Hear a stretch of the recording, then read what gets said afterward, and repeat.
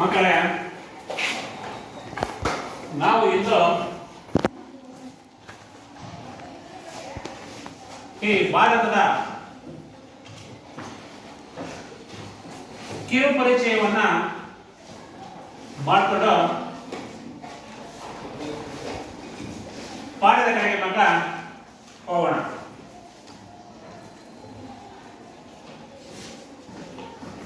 ಭಾರತ ದೇಶದಲ್ಲಿ ನಿಮಗೆಲ್ಲ ಗೊತ್ತಿರುವಂತ ವಿಚಾರ ಮಕ್ಕಳೇ,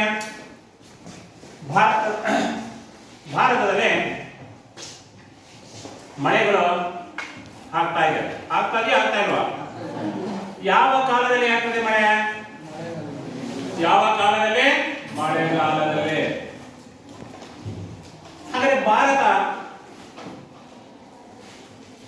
ಎಷ್ಟು ಋತುಗಳನ್ನು ಕಾಣ್ತದೆ? ಕಾಲವನ್ನ ಎಷ್ಟು ಕಾಲವನ್ನು ಕಾಣ್ಬೋದು? ಒಂದು ಬೇಸಿಗೆ ಕಾಲ, ಮಳೆಗಾಲ, ಮೂರನೇದ ನಿರ್ಗಮನ, ಅದೇ ನಿರ್ಗಮನ ಮಾನ್ಸೂನ್ ಮಾರುತ ಕಾಲ, ಚಳಿಗಾಲ. ಹೀಗೆ ನಾವು 4 ಋತುಗಳಲ್ಲೂ ನಾವು ಮಳೆ ಕಾಣ್ತೀವ? 4 ಋತುಗಳಲ್ಲಿ ಮಳೆ ಕಾಣ್ತೀವ? ಇಲ್ಲ, 4 ಋತುಗಳಲ್ಲಿ ನಾವು ಮಳೆಯನ್ನ ನಾವು ಕಾಣಲ್ಲ. ಮಳೆಗಾಲದಲ್ಲಿ ಮಾತ್ರ ನಾವು ಹೆಚ್ಚು ಮಳೆಯನ್ನ ಕಾಣ್ತೀವಿ.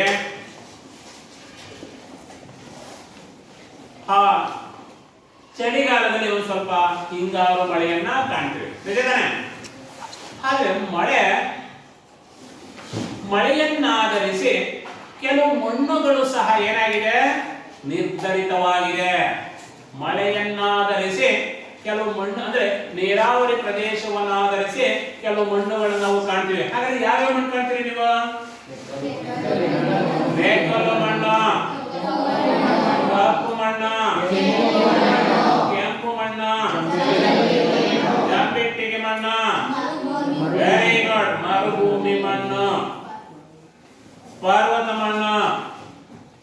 ಹೀಗೆ ಈ ಮಳೆಯನ್ನಾಧರಿಸಿ ನಾವು ಏನ್ ಕಾಣ್ತೀವಿ? ನಾವು ಮಣ್ಣನ್ನು ಕಾಣ್ತೀವಿ.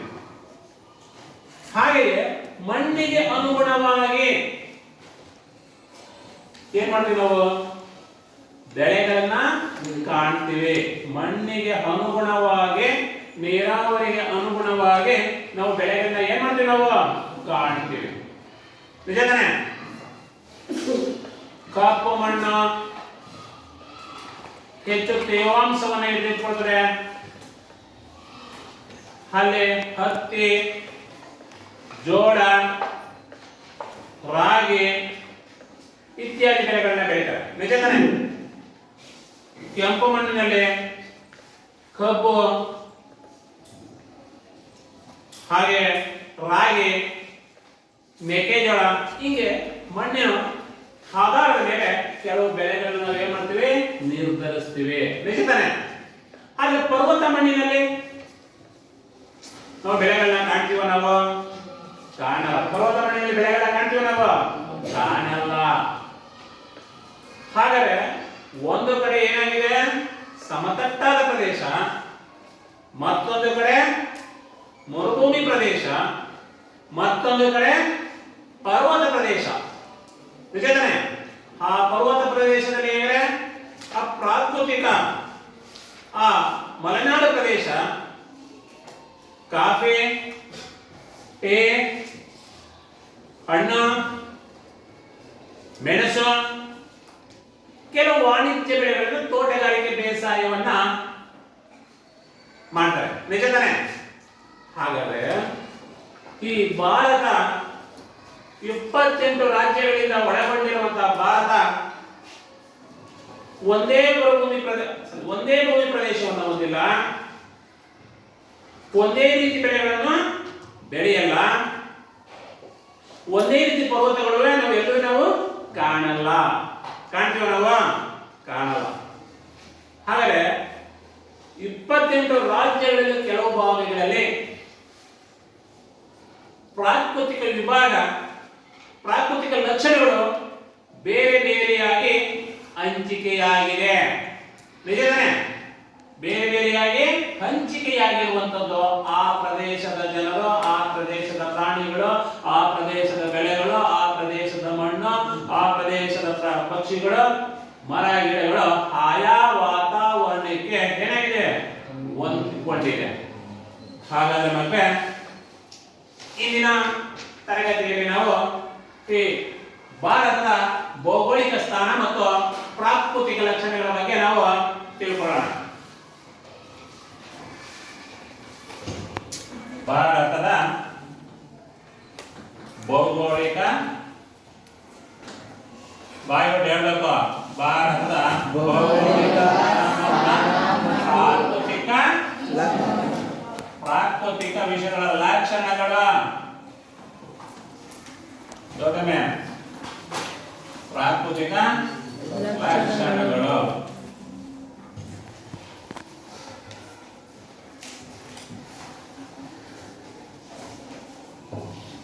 ಭಾರತ ದೇಶ ಇವತ್ತು 28 ರಾಜ್ಯ,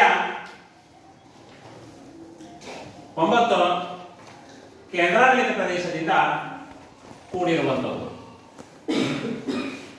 ಪ್ರಾಚೀನ ಕಾಲದಲ್ಲಿ ಭಾರತವನ್ನ ಏನಂತ ಕರೀತಾ ಇರುವ? ಭಾರತವನ್ನು ಏನಂತ ಕರೀತಾ ಇರುವ? ಪ್ರಾಚೀನ ಕಾಲದಲ್ಲಿ ಏನಂತ ಕರೀತಾ ಇರುವ? ಇಂಡಿಯಾ. ಪ್ರಾಚೀನ ಕಾಲದಲ್ಲಿ ಏನಂತ ಕರೀತಾರೆ? ಇಂಡಿಯಾ. ಇಂಡಿಯಾ ಅಥವಾ ಹಿಂದೂಸ್ತಾನ್. ಅಂದರೆ ಈ ಭಾರತ ಸಿಂಧೂ ನಾಗರಿಕತೆ ಬಯಲು ಪ್ರದೇಶದಲ್ಲಿ ಉದ್ಭವವಾಗಿರೋ ಬಳಸುವಂತ ಪದ ಭಾರತ ಅಂತ ಆಗಿರುವಂಥದ್ದು. ಯಾವುದು? ಸಿಂಧೂ ನಾಗರಿಕತೆ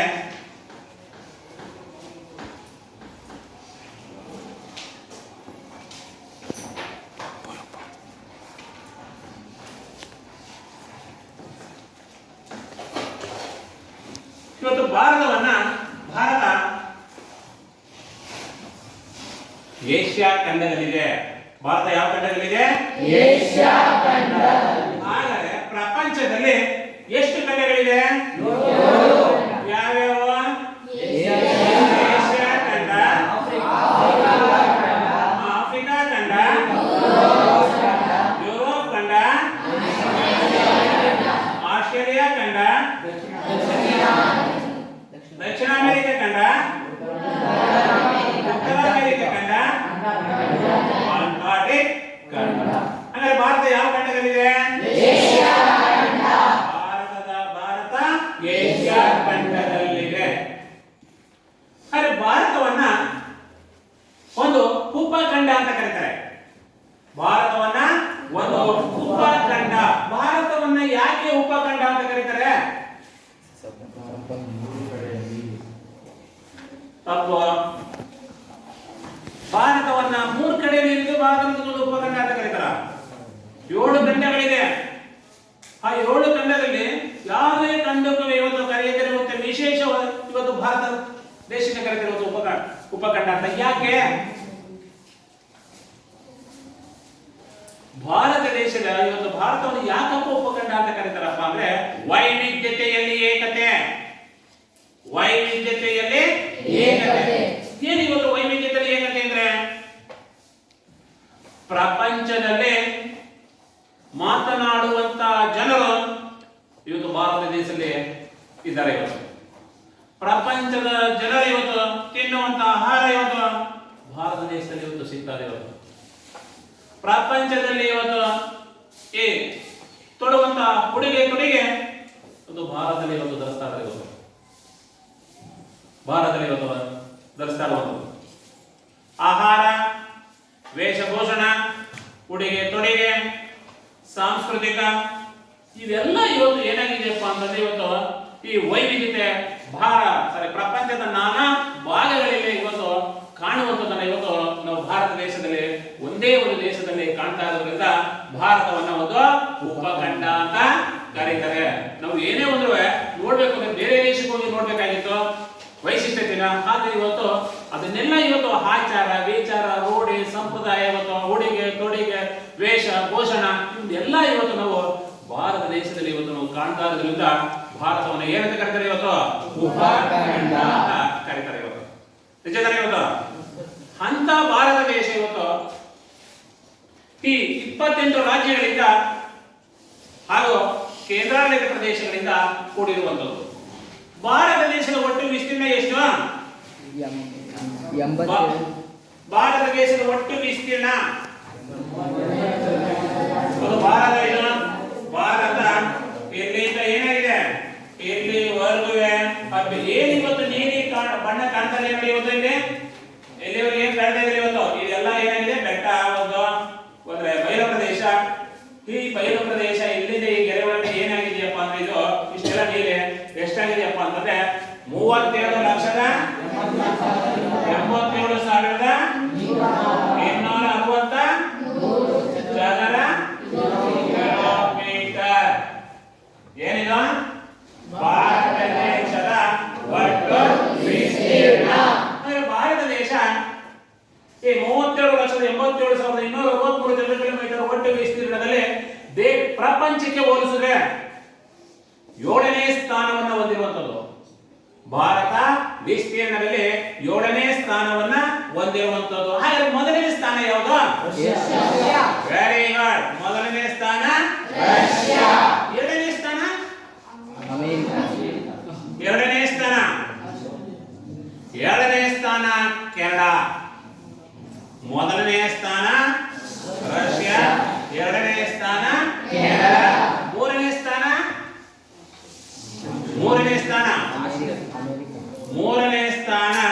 ಅಮೆರಿಕ. ಮೂರನೇ ಸ್ಥಾನ ಯಾವುದು? ಅಮೆರಿಕ. ನಾಲ್ಕನೇ ಸ್ಥಾನ ವೆರಿ ಗುಡ್. ನಾಲ್ಕನೇ ಸ್ಥಾನ ಚೀನಾ. ಐದನೇ ಸ್ಥಾನ ಬ್ರೆಜಿಲ್. ಆರನೇ ಸ್ಥಾನ ಆಸ್ಟ್ರೇಲಿಯಾ. ಯಾವುದು? ಏಳನೇ ಸ್ಥಾನ ಮೊದಲನೇ ಸ್ಥಾನ ಯಾವುದು? ರಷ್ಯಾ. ಎರಡನೇ ಸ್ಥಾನ ಯಾವುದು? ಮೂರನೇ ಸ್ಥಾನ ನಾಲ್ಕನೇ ಸ್ಥಾನ ವೆರಿ ಗುಡ್. ನಾಲ್ಕನೇ ಸ್ಥಾನ ಚೀನಾ. ಐದನೇ ಸ್ಥಾನ ಬ್ರೆಜಿಲ್. ಆರನೇ ಸ್ಥಾನ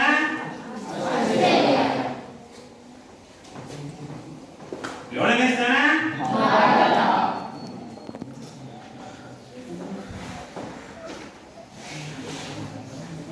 ವಿಸ್ತೀರ್ಣದಲ್ಲಿ ಭಾರತ ದೇಶ 7ನೇ ಸ್ಥಾನವನ್ನು ಹೊಂದಿರುವಂತದ್ದು. ಮೊದಲನೇ ಸ್ಥಾನವನ್ನ ಎರಡನೇ ಸ್ಥಾನವನ್ನ ಇತರೆ ರಾಷ್ಟ್ರಗಳು ಹಂಚಿಕೆ ಆಗಿದೆ. ಹಾಗೆ ಭಾರತ ದೇಶದ ಈ ಒಟ್ಟು ವಿಸ್ತೀರ್ಣದಲ್ಲಿ ಜನಸಂಖ್ಯೆ ಎಷ್ಟಿದೆಯಪ್ಪ ಅಂತಂದ್ರೆ ತುಂಬಾ ಜನಸಂಖ್ಯೆ ಅತಿ ಶರವೇಗದಲ್ಲಿ ಜನಸಂಖ್ಯೆ ಭಾರತ ದೇಶದಲ್ಲಿ ಹೆಚ್ಚಿರುವಂತದ್ದು. ಭಾರತ ದೇಶದಲ್ಲಿ ಆದ್ರೆ ಮೊದಲನೇ ಸ್ಥಾನವನ್ನ ಚೀನಾ ದೇಶ ಏನಾಗಿದೆ ಜನಸಂಖ್ಯೆಯಲ್ಲಿ ಹಂಚಿಕೊಂಡಿರುವಂತದ್ದು. ಭಾರತ ದೇಶ ಎರಡನೇ ಸ್ಥಾನವನ್ನ. ಆದರೆ 2011ನೇ ಇಸ್ವಿಯಲ್ಲಿ ಭಾರತ ದೇಶದ ಜನಸಂಖ್ಯೆ ಎಷ್ಟಿತ್ತಪ್ಪ ಅಂತಂದ್ರೆ 121 ಕೋಟಿ. 121 ಕೋಟಿ ಜನಸಂಖ್ಯೆ ಇತ್ತು. ವಿಸ್ತೀರ್ಣ ಮಾತ್ರ ಅಷ್ಟೇ ಇತ್ತು. ಜನಸಂಖ್ಯೆ ಮಾತ್ರ 121 ಕೋಟಿ ಇತ್ತು. ನಾವು ಈಗ 2025 ಇಸ್ವಿಗೆ ನಾವೇನಂತ ಈಗ ನಾವು ಹಾಗಾದ್ರೆ ಜನಸಂಖ್ಯೆ 121 ಕೋಟಿ ಎಷ್ಟಿದೆಯಾ? 121 ಕೋಟಿ ಎಷ್ಟಿದೆಯಾ? ಈಗ ಜನಸಂಖ್ಯೆ ಏನಾಗಿದೆ? ಈಗ ಜಾಸ್ತಿ ಆಗಿದೆ. ಜನಸಂಖ್ಯೆ ಜಾಸ್ತಿ ಇದೆ. ಜನಸಂಖ್ಯೆ ಜಾಸ್ತಿ ಇರೋದ್ರಿಂದ ಹಾಗಾದ್ರೆ ವಿಸ್ತೀರ್ಣ ಜಾಸ್ತಿ ಆಗಿದೆಯಾ? ವಿಸ್ತೀರ್ಣ ಏನಾಗಿದೆ? ಜಾಸ್ತಿ ಆಗಿಲ್ಲ. ಜನಸಂಖ್ಯೆ ಮಾತ್ರ ಹೆಚ್ಚಳ ಆಗಿದೆ. ವಿಸ್ತೀರ್ಣ ಎಷ್ಟಿದೆ? ಅಷ್ಟೇ ಇದೆ. ವಿಸ್ತೀರ್ಣ ಅಷ್ಟೇ ಇದೆ. ಆದ್ರೆ ಈ ಪ್ರದೇಶಗಳಲ್ಲಿ Russia, Canada, America, Brazil, Australia ಈ ರಾಷ್ಟ್ರಗಳಲ್ಲಿ ವಿಸ್ತೀರ್ಣ ಏನಾಗಿದೆ? ಹೆಚ್ಚಾಗಿದೆ. ಜನಸಂಖ್ಯೆ ಏನಾಗಿದೆ? ಜನಸಂಖ್ಯೆ ಕಡಿಮೆ ಇದೆ.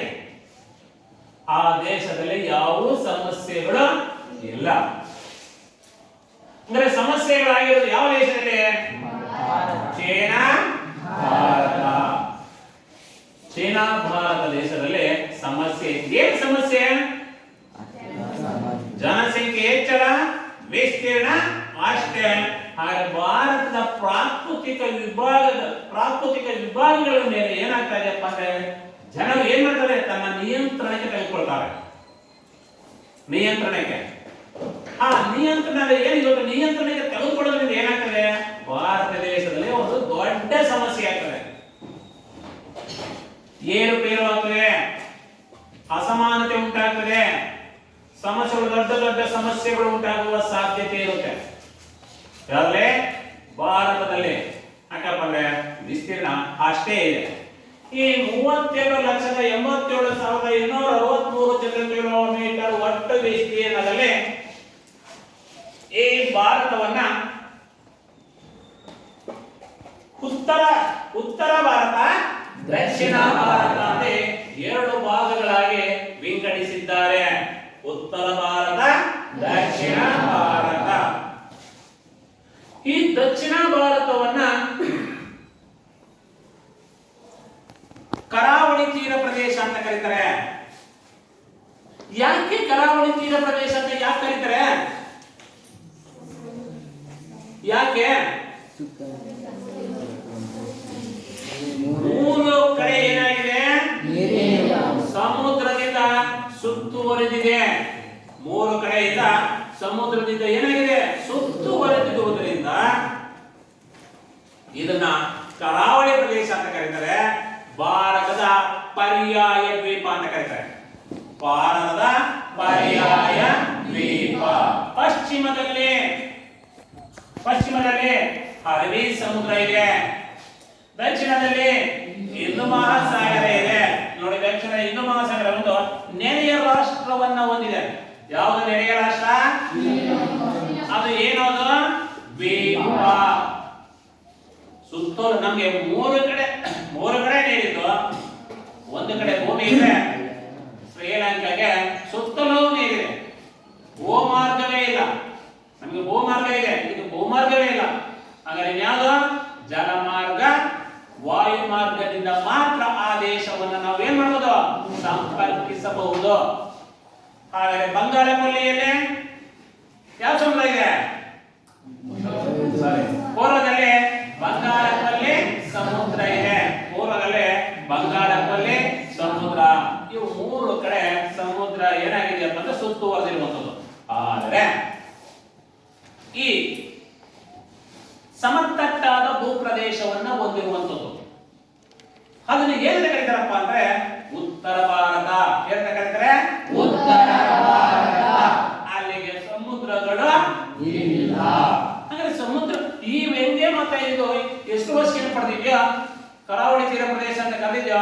ಉತ್ತರ ಭಾರತವು ಸಹ ಪ್ರಸಿದ್ಧಿಯನ್ನ ಪಡೆದಿದೆ. ಪ್ರಪಂಚಕ್ಕೆ ಪ್ರಸಿದ್ಧಿಯನ್ನ ಪಡೆದಿರುವಂತದ್ದು. ಏನಂದ್ರೆ ಏನ್ ಪ್ರಪಂಚಕ್ಕೆ ಏನ್ ಪ್ರಸಿದ್ಧಿ ಪಡೆದಿದೆ? Very good. ಏನ? ಹಿಮಾಲಯ ಪರ್ವತ ಹೊಂದಿದೆ. ಯಾವುದು? ಉತ್ತರ ಭಾರತ. ಪ್ರಪಂಚದಲ್ಲೇ ಅತ್ಯುನ್ನತ ಎತ್ತರವಾದ ಶಿಖರವನ್ನ ಹೊಂದಿದೆ. ಯಾವುದು? ಭಾರತದಲ್ಲೇ ಅತ್ಯಂತ ಎತ್ತರವಾದ ಶಿಖರ ಹೊಂದಿರೋದು ಯಾವುದು? ಭಾರತದಲ್ಲೇ ಅತ್ಯಂತ ಎತ್ತರವಾದ ಶಿಖರವನ್ನು ಹೊಂದಿರುವುದು ಮೌಂಟ್ ಎವರೆಸ್ಟ್ ಅಥವಾ K2. ಪ್ರಪಂಚದಲ್ಲೇ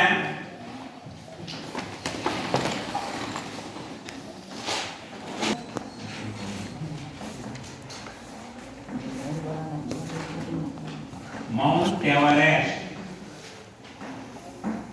ಭಾರತಕ್ಕೆ ಬಂದ್ರೆ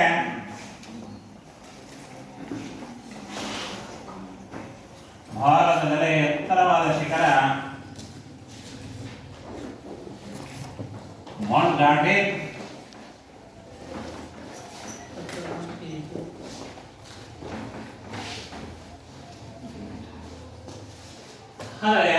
ಪ್ರಪಂಚಿಕ ಮೌಂಟ್ ಎವರೆಸ್ಟ್ ಶಿಖರ ಎಷ್ಟು ಕಿಲೋಮೀಟರ್ ಎತ್ತರವನ್ನು ಹೊಂದಿದೆ? ಎಷ್ಟು ಮೀಟರ್ ಎತ್ತರ ಹೊಂದಿದೆ? 8,800. Very good. 8,848. 8,848.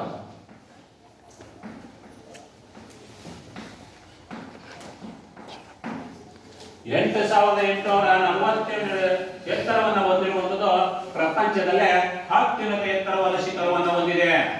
ಯಾವುದೂ ಇಲ್ಲ. ಹಾಗೆಯೇ ಮೌಂಟ್ ಎವರೆಸ್ಟ್ ಈ 8,848 ಮೀಟರ್ ಎತ್ತರವನ್ನು ಹೊಂದಿರುವಂತಹ ಮೌಂಟ್ ಎವರೆಸ್ಟ್ ಶಿಖರ ಕೆಳಗಡೆಯಿಂದ ಮೇಲ್ಭಾಗದವರೆಗೂ ಇವತ್ತು ಆ ಒಂದೇ ಶಿಖರವನ್ನು ಹೇಳ್ತಾರ ಎಲ್ಲ ನೋಡಿ. ಅದಕ್ಕೆ ಕೆಳಭಾಗವನ್ನ ಮೌಂಟ್ ಗಾಡ್ವಿನ್ ಅಥವಾ ಕೇತು ಅಂತ ಕರೆದ, ಅದ್ರ ಕೆಳಗಡೆ ಭಾಗವನ್ನ ನಂದಾದೇವಿ, ಅದ್ರ ಕೆಳಗಡೆ ಭಾಗವನ್ನು ಸ್ವಲ್ಪ ಕಾಂಚನಗಂಗಾ, ಅದ್ರ ಕೆಳಗಡೆ ಭಾಗವನ್ನು ಗೌರಿ ಶಂಕರ, ಅದ್ರ ಕೆಳಗಡೆ ಭಾಗ ಧವಳಗಿರಿ, ಅನ್ನಪೂರ್ಣ. ಹೀಗೆ ಮೌಂಟ್ ಎವರೆಸ್ಟ್ ಶಿಖರ ಹಂತ ಹಂತವಾಗಿ ಏನಾಗಿದೆ ಕೆಲವು ಹೆಸರನ್ನ ಹೊಂದಿರುವಂತದ್ದು. ಈಗ 8,848 ಮೀಟರ್ ಎತ್ತರವನ್ನು ಹೊಂದಿರುವಂತಹ ಯಾವುದು ಈ ಮೌಂಟ್ ಎವರೆಸ್ಟ್ ಶಿಖರ. ಇವತ್ತು ನಾವು ಇದನ್ನ ಎಲ್ಲ ಇವತ್ತು ಏನಾಗಿದೆ, ಇವತ್ತು ಸಮುದ್ರದಿಂದ ಸುತ್ತುವರಿದಿದೆ. ಈ ಕಡೆ ಎಲ್ಲ ಏನಾಗಿದೆ ಮರು ಈ ಸಮತಟ್ಟಾದ ಭೂಮಿ ಪ್ರದೇಶವನ್ನ ಹೊಂದಿರುವಂತದ್ದು. ಹಾಗಾದ್ರೆ ಇವತ್ತು ಈ ಭಾರತದ ಕೆಲವು ಭಾರತದ ಗಡಿಯನ್ನು ಹೊಂದಿಕೊಂಡಿರುವಂತಹ ಕೆಲವು ನೆರೆಯ ರಾಷ್ಟ್ರಗಳು ಹೊಂದಿದೆ. ಭಾರತದ ಗಡಿಯನ್ನು ಹಂಚಿಕೊಂಡಿದೆ ಕೆಲವೊಂದು ನೆರೆಯ ರಾಷ್ಟ್ರಗಳು. ಭಾರತ ದೇಶದಿಂದ ವಿಭಜನೆ 1947ರಲ್ಲಿ ದೇಶಕ್ಕೆ ಸ್ವತಂತ್ರ ಬಂದ ನಂತರ ಭಾರತ ದೇಶದಿಂದ ಸಿಡಿದು ಹೋದ ರಾಷ್ಟ್ರ ಪಾಕಿಸ್ತಾನ.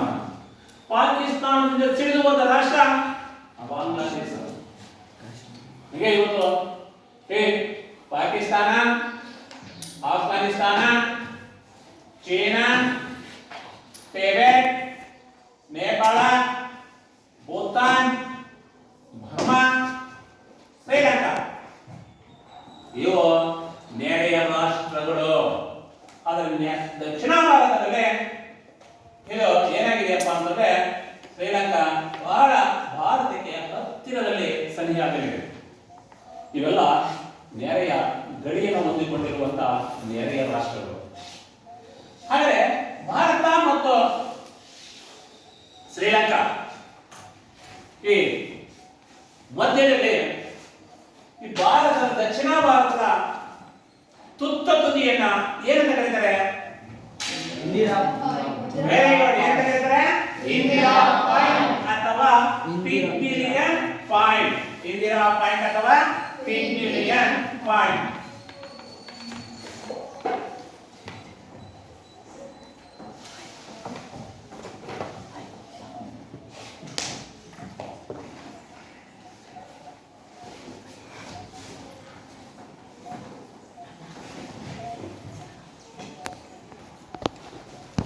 ಉತ್ತರ ಭಾರತದ ತುತ್ತ ತುದಿಯನ್ನು ಏನಂತ ಕರೀತಾರೆ? ಇಂದಿರಾ ಪೋಲ್. Very good. ಏನಂತ ಕರೀತಾರೆ? ಇಂದಿರಾ ಪೋಲ್. ದಕ್ಷಿಣದ ತುತ್ತ ತುದಿ ಇಂದಿರಾ ಪಾಯಿಂಟ್ ಅಥವಾ ಪಿಗ್ಮಿಲಿಯನ್ ಪಾಯಿಂಟ್. ಹಾಗೆ ಜಮ್ಮು ಕಾಶ್ಮೀರದ ಮೇಲ್ಭಾಗದ ತುತ್ತ ತುದಿ ಇಂದಿರಾ ಪೋಲ್. ಇವತ್ತು ನಾವು ಪ್ರಾಕೃತಿಕ ಲಕ್ಷಣಗಳ ಬಗ್ಗೆ ನಾವು ನೋಡಿದಂತಹ ಸಂದರ್ಭದಲ್ಲಿ ಇವತ್ತು ನಾವು ಭಾರತದಲ್ಲಿ ನಾವು ವೈವಿಧ್ಯತೆಯನ್ನು ಕಾಣ್ತೀವಿ. ಯಾಕಪ್ಪ ಅಂತಂದ್ರೆ ಈ 28 ರಾಜ್ಯಗಳಲ್ಲಿ ಇವತ್ತು ಪ್ರಾಕೃತಿಕ ವೈವಿಧ್ಯತೆ ಭಿನ್ನತೆ ಇದೆ. ಹೇಗೆ? ಉತ್ತರ ಭಾರತದಲ್ಲಿ ಸರ್ವಕಾಲಿಕ ನದಿಗಳಾಗಿ ಹರಿತವೆ. ಯಾವ್ಯಾವ ಸರ್ವಕಾಲಿಕ ನದಿಗಳಾಗಿ ಹರಿಯುವಂಥದ್ದು? ಸರ್ವಕಾಲಿಕ ನದಿಗಳಾಗಿ ಯಾವ ಉತ್ತರ ಭಾರತದಲ್ಲಿ ಹರಿಯುವಂಥದ್ದು? ಯಾವ? ಸಿಂಧು,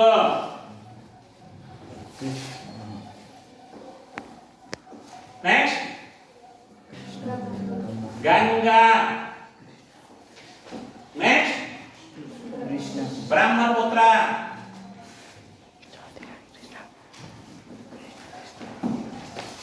ಇವು ಒಂದು ರೀತಿ ಜೀವಕಾಲಿಕ ನದಿಗಳು.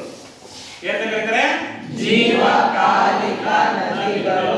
ಸಿಂಧು, ಗಂಗಾ, ಬ್ರಹ್ಮಪುತ್ರ. ಈ ಸಿಂಧು ನದಿ ಉತ್ತರ ಭಾರತದಲ್ಲಿ ಹುಟ್ಟದ ನಿಜ.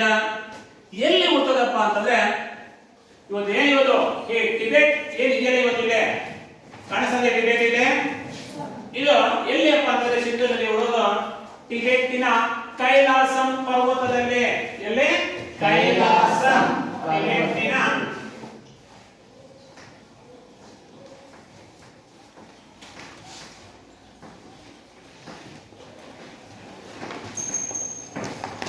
ಸಿಂಧು ನದಿ ಟಿಬೆಟ್ಟಿನ ಕೈಲಾಸಂ ಪರ್ವತದಲ್ಲಿ ಹುಟ್ಟಿ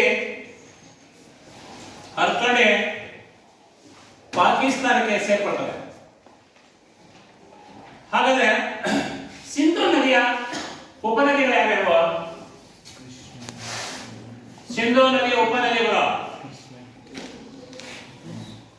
ಜೀಲಂ, ರಾವಿ, ಬಿಯಾಸ್, ಚೀನಾಬ್, ಸಟ್ಲೆಜ್. ಜೀಲಂ, ರಾವಿ, ಬಿಯಾಸ್, ಚೀನಾಬ್, ಸಟ್ಲೆಜ್. ಇವು ಯಾವ ಉಪನದಿಗಳು? ಸಿಂಧು ನದಿಯ ಉಪನದಿಗಳು. ಇದು ಟಿಬೆಟ್ಟಿನ ಕೈಲಾಸ ಪರ್ವತದಲ್ಲಿ ಹುಟ್ಟಿ ಈ ಪಂಜಾಬ್ ಮುಖಾಂತರ ಕರ್ಕೊಂಡೋಗಿ ಪಾಕಿಸ್ತಾನಕ್ಕೆ ಸೇರ್ಕೊಳ್ತದೆ. ಅಲ್ಲಿಂದ ಅರಬ್ಬಿ ಸಮುದ್ರವನ್ನ ಸೇರ್ತದೆ. ನೆಕ್ಸ್ಟ್, ಸಿಂಧು ನದಿಗೆ ಇವತ್ತು ಪೂರಕವಾಗಿ ಇವತ್ತು ದೊಡ್ಡ ನದಿ ಒಂದು ಭಾರತದಲ್ಲಿ ಹುಡ್ತದೆ. ಯಾವ್ದಪ್ಪ ಅಂತಂದ್ರೆ ಯಾವ್ದು? ಗಂಗಾ. ಗಂಗಾ ನದಿ ಎಲ್ಲಿ ಹುಡ್ತದೆ? ಗಂಗಾ ನದಿ ಎಲ್ಲಿ ಉಗಮವಾಗುವುದು? Very good. ಎಲ್ಲಿ? ಗಂಗೋತ್ರಿ. ಗಂಗೋತ್ರಿ. ಗಂಗೋತ್ರಿಯಲ್ಲಿ ಗಂಗಾ ನದಿ ಉಗಮವಾಗುತ್ತದೆ. ಆದ್ರೆ ಗಂಗಾ ನದಿಯ ಉಪನದಿಗಳು ಯಾವ್ಯಾವು? ಗಂಗಾ ನದಿಯ ಉಪನದಿಗಳು ಯಾವ್ಯಾವು? ಗಾಗ್ರಾ, ಗಂಡಕ್, ಕೋಸಿ, ಸೋನಾ, ಯಮುನಾ. ಗಾಗ್ರಾ, ಗಂಡಕ್, ಕೋಸಿ, ಸೋನಾ, ಯಮುನಾ. ಇವು ಗಂಗಾ ನದಿಯ ಉಪನದಿಗಳು. ಈ ಗಂಗಾ ನದಿ ಬೇರೆ ದೇಶಕ್ಕೆ ಹರಿಯಲ್ಲ, ಭಾರತದಲ್ಲೇ ಹರಿಯುತ್ತದೆ. ದೊಡ್ಡದಾದ ನದಿ ಮುಖಜ ಭೂಮಿ ಪ್ರದೇಶವನ್ನು ಆವರಿಸಿಕೊಂಡಿದೆ. ಉತ್ತರ ಭಾರತಕ್ಕೆ ಹೆಚ್ಚು ನೀರನ್ನ ಒದಗಿಸಿಕೊಡ್ತದೆ. ಒದಗಿಸಿಕೊಟ್ಟು ಇದು ಬಂಗಾಳ ಕೊಲ್ಲಿಯನ್ನ ಸೇರ್ಪಡ್ತದೆ. ಅದಕ್ಕೆ ಉತ್ತರ ಭಾರತದಲ್ಲಿ ಹೆಚ್ಚು ಕೈಗಾರಿಕೆಗಳು ಸ್ಥಾಪನೆಯಾಗಿರುತ್ತದೆ ಈ ಗಂಗಾ ನದಿ ಬಯಲು ಪ್ರದೇಶದಲ್ಲಿ. ಉತ್ತರ ಪ್ರದೇಶದಲ್ಲಿ ಹೆಚ್ಚು ಸಕ್ಕರೆ ಕೈಗಾರಿಕೆಗಳು ಸ್ಥಾಪನೆಯಾಗಿರುವುದೇ ಈ ಗಂಗಾ ನದಿ ಬಯಲು ಪ್ರದೇಶ ಹರಿಯುವುದರಿಂದ. ಅಲ್ಲಿ ಬೆಳೆಗಳನ್ನ ಬೆಳೆಯುವುದಕ್ಕೆ ಗಂಗಾ ನದಿ ಒತ್ತು ತಂದ ಮೇಕಲು ಮಣ್ಣನ್ನ ಬಯಲು ಪ್ರದೇಶಗಳಿಗೆ ಹರಡಿರುವುದರಿಂದ, ಒಳ್ಳೆ ಮೇಕಲು ಮಣ್ಣು ಹೊಂದಿರುವುದರಿಂದ, ವ್ಯವಸಾಯಕ್ಕೆ ಯೋಗ್ಯವಾದ ಮಣ್ಣಾಗಿರುವುದರಿಂದ, ಹೆಚ್ಚು ಸಾರಿಗೆ ಸಂಪರ್ಕವನ್ನ ಹೊಂದಿರುವುದರಿಂದ, ಯಾವಾಗಲೂ 365 ದಿವಸ ನೀರು ಸಿಗ್ತಾ ಇರುವುದರಿಂದ ಏನಾಗಿದೆಯಪ್ಪ ಅಂದ್ರೆ ಹೆಚ್ಚು ಕೈಗಾರಿಕೆಗಳು ಸ್ಥಾಪನೆಯಾಗಿರಬಹುದು. ಇವನ್ನ ಏನಂತ ಕರೀತಾರೆ? ಸಾರ್ವಕಾಲಿಕ ನದಿಗಳು, ಜೀವಕಾಲಿಕ ನದಿಗಳು. ಅವು ಯಾವತ್ತೂ ಸತ್ತೋಗಲ್ಲ. ಯಾಕೆ ಸತ್ತೋಗಲ್ಲ? 8848 ಮೀಟರ್ ಎತ್ತರವನ್ನು ಹೊಂದಿರುವಂತಹ ಹಿಮಾಲಯ ಪರ್ವತ ಪ್ರದೇಶ ಮಳೆಗಾಲದಲ್ಲಿ ತುಂಬಿ ನೀರರಿಯುತ್ತದೆ, ಮಂಜುಗೆಡ್ಡೆಯಿಂದ ಆವೃತವಾಗಿರುತ್ತದೆ. ಬೇಸಿಗೆ ಕಾಲದಲ್ಲಿ ಮಂಜುಗೆಡ್ಡೆಗಳು ಕರಗಿ ನೀರಾಗಿ ಹರಿಯುವುದರಿಂದ ವರ್ಷವೆಲ್ಲ ಏನಾಗಿರ್ತದೆ? ಸಂಪೂರ್ಣವಾಗಿ ನೀರು ಹರಿತಾ ಇರ್ತದೆ. ಅದಕ್ಕೆ ಆ ನದಿಗಳನ್ನ ಸರ್ವಕಾಲಿಕ ನದಿಗಳು ಅಂತ ಕರೀತಾರೆ. ಹಾಗೆಯೇ ಈ ಭಾರತವನ್ನ ಈ ಉತ್ತರ ಭಾರತ ಮತ್ತು ದಕ್ಷಿಣ ಭಾರತ ಅಂದ್ಬಿಟ್ಟು ಈ ಎರಡು ನದಿಗಳು ವಿಂಗಡಿಸಿವೆ.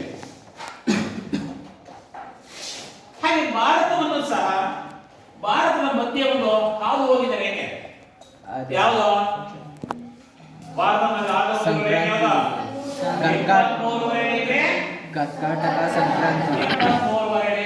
ಕರ್ನಾಟಕ ಸಂಕ್ರಾಂತಿ ವೃತ್ತ.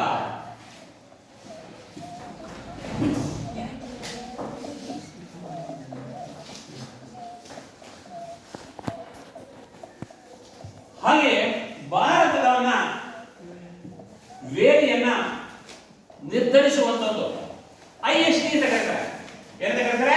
IST, Indian standard time. ಅದು ಬಿಹಾರದ ಅಲಹಾಬಾದಿನಲ್ಲಿ ನೋಡಿ 23 ಡಿಗ್ರಿ ನೋಡಿ ಯಾವ್ದು ಇದೆ ಕಾಣಿಸ್ತಾ ಇದೆ ಇದು. ಹಾಗೆ ಇದು ಬರ್ತದೆ ನೋಡಿ ಇದು ಇದೆಯಲ್ಲ ಇದು ಏನಿದೆ ಇದು 77 ಡಿಗ್ರಿ ಪೂರ್ವ ರೇಖಾಂಶ. ವೇಳೆಯನ್ನ ನಿರ್ಧರಿಸುವಂಥದ್ದು ಹಾಗೆ ಉತ್ತರ ಭಾರತ ಮತ್ತು ದಕ್ಷಿಣ ಭಾರತ. ಹಾಗೆ ಭಾರತವನ್ನ ಈ ಮಧ್ಯ ಎರಡು ನದಿಗಳು ವಿಭಜಿಸಿವೆ. ಎಲ್ಲಾ ನದಿಗಳು ಪಶ್ಚಿಮದಲ್ಲಿ ಹುಟ್ಟಿ ಪೂರ್ವಕ್ಕೆ ಹರಿದರೆ ಈ ಎರಡು ನದಿ ಪೂರ್ವದಲ್ಲಿ ಹುಟ್ಟಿ ಪಶ್ಚಿಮಾಮುಖವಾಗಿ ಹರಿಯುತ್ತದೆ. ಆ ನದಿಗಳ ಹೆಸರೇನು?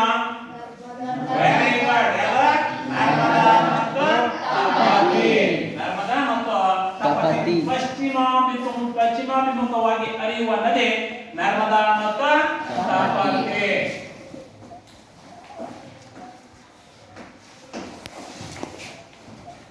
ಹಾಗೆ ದಕ್ಷಿಣ ಭಾರತದಲ್ಲೇ ಕೆಲವು ಪ್ರಮುಖ ನದಿಗಳು ಹರಿಯುತ್ತವೆ.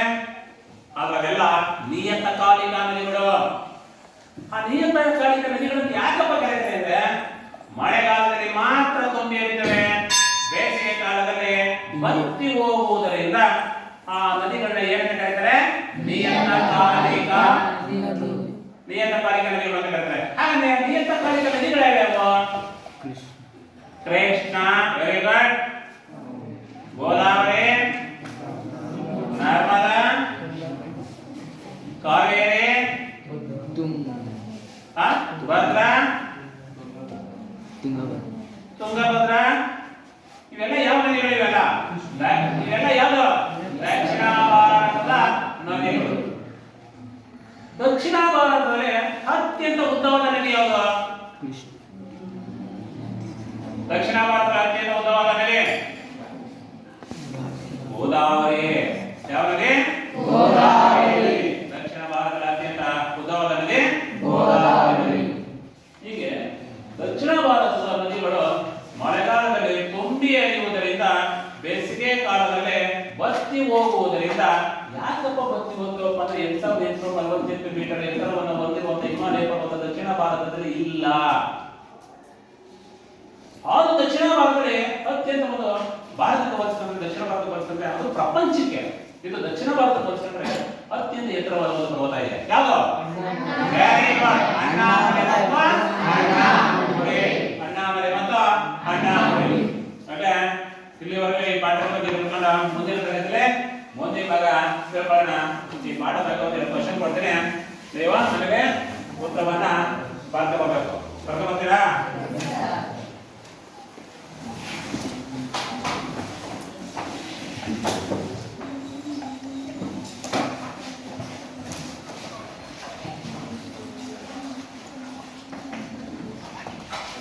ಭಾರತವನ್ನ ಉಪಖಂಡ ಅಂತ ಏಕೆ ಕರೆಯುತ್ತಾರೆ?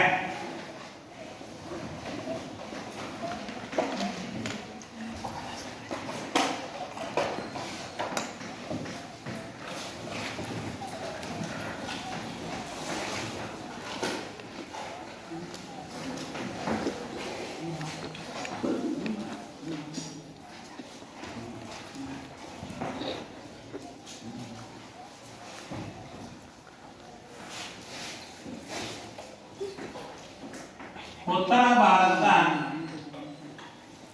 ನದಿಗಳನ್ನ ಹೆಸರಿಸಿ. ದಕ್ಷಿಣ ದಕ್ಷಿಣ ಭಾರತದ